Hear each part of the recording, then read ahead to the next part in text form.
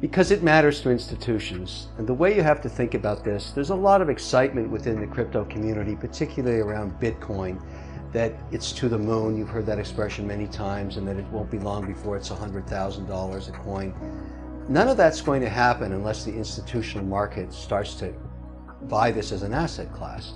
And for all the hype and excitement and all the discussions that have been going on online and on social media, the truth is institutions haven't touched this yet. Not the real institutions, not the sovereign funds, not the pension plans. Very, very few are involved in it.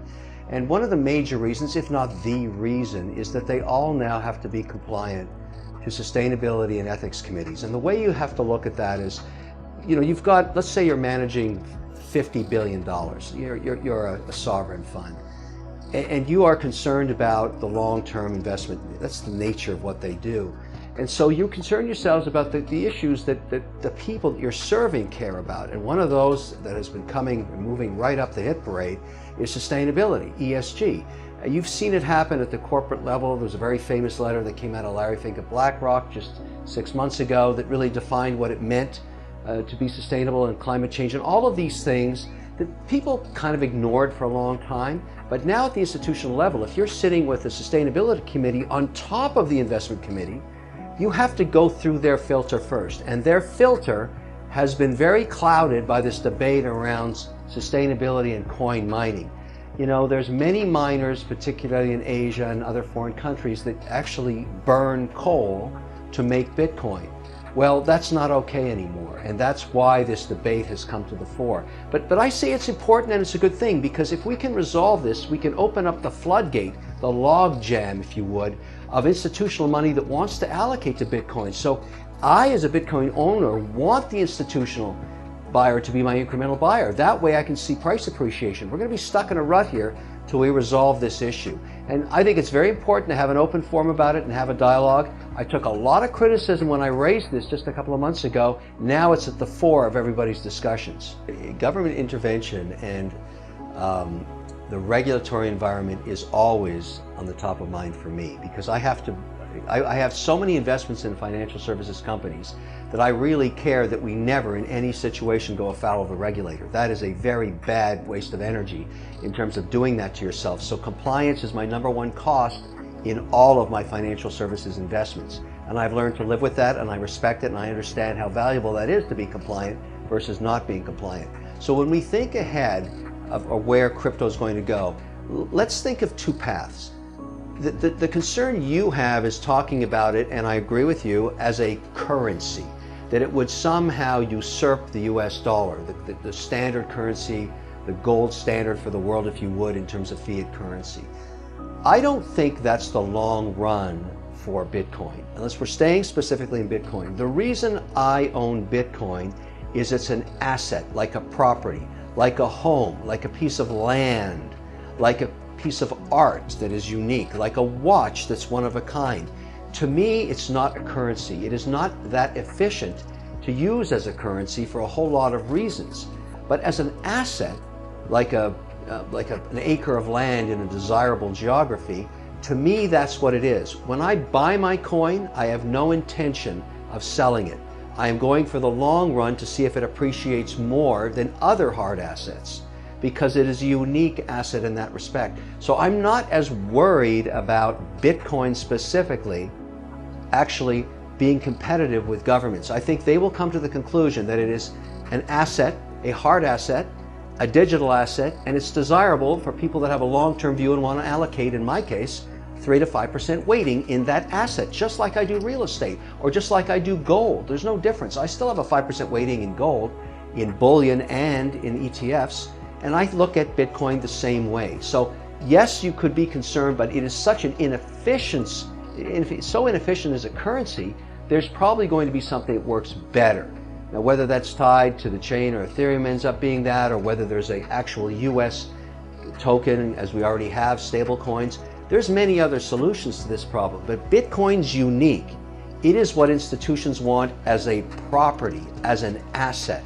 And that's why I think it's going to remain that coveted. Let's stick with Bitcoin, and let's just look at the last 90 days or even 60 days worth of announcements. The Chinese reiterated their concern about the currency, but didn't really change policy. They just rattled their chain again. Norway removed its tax credits to Bitcoin miners, making it unprofitable to mine there, and one of the largest miners basically sold their assets there. That all happened in the last 4 weeks. Then New York, 6 weeks ago, dropped their bomb with their moratorium. So all of a sudden, because the industry has no voice and there's no one to cry out and say, look, there's some facts that are being ignored here. This is the problem. There's a lot of misinformation about the mining of Bitcoin.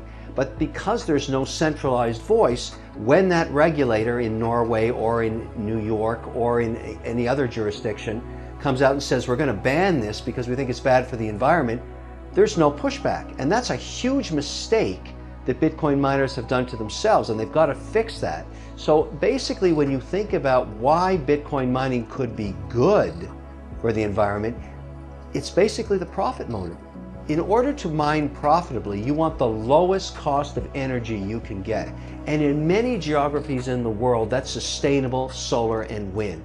Certainly West Texas, that's the case. And you see a lot of interest in going there to tap into that unused resource, because so much of that West Texas wind isn't being used by anybody. It's not even putting back into the grid. So why not monetize it in the form of Bitcoin, which is a good use of that unused power? The same in northern Alberta, where you can get already flared off gas that's being flared off now and turn that into Bitcoin. These are all sustainable in the sense that they're creating value, and that's important. There's nothing wrong with that. Now, of course, there are miners all around the world that are burning coal. Nobody wants that anymore, which is why you have institutions saying you've got to show me the difference between a coin mined that way and one that's done sustainably, and I'll buy the sustainable coin even if I have to pay a premium. That's the remarkable discussion that's going on, because half the community says, I want fungibility. I don't care where the coin was mined or how it was mined. It has to be the same value as one that was mined sustainably. I think we're going to go through a huge debate on that on the 4th and 5th. But that's all part of the important dialogue. But my point is, Bitcoin mining can be very good for the environment because it forces new innovation in the creation of energy. I think it will beat the equity indexes. That's what I think. Now, you know, in a long period of time, 7 to 8% for equity indexes. I think this asset class will outperform over the next 10, 15 years. I invest for the long term. I have made my decision currently at a 3% weighting in Bitcoin. I've done that because I believe it will outperform the indices over the next 10 years. Now, the only reason you would do that is you're going to make a similar decision. I tell every institution that calls me about this, look, it's a binary decision. The first decision is, are you going to hold Bitcoin? Yes or no? Second decision, if it's yes, follow that decision tree. It goes to what weighting would you actually put in Bitcoin in today's dollar value? Now, most institutions have a 5 to 10% weighting in gold, and they have for decades. Gold was not mined sustainably. It's one of the most polluted things you can do to the earth. And yet they ignored those issues when they took the bullion out of the ground. Now that bullion exists around the world, and it's a coveted asset, no different than a digital asset in my view, but they've got a 5% weighting on average. So your decision is, I'll take a 5% weighting in Bitcoin. But I have a sustainability committee to answer to first. And I will only own coin that's mined in my own facility, or I'm a shareholder, I know it's done sustainably, or I will buy it with a wrapper. That's where I think we're going. And if that happens that way and the institutional log jam opens up and that capital starts coming in, which by the way is in the trillions of dollars, I see Bitcoin outperforming the stock indices for a very long time. But I'm not betting the farm on it. I'm a 3 to 5% weighting.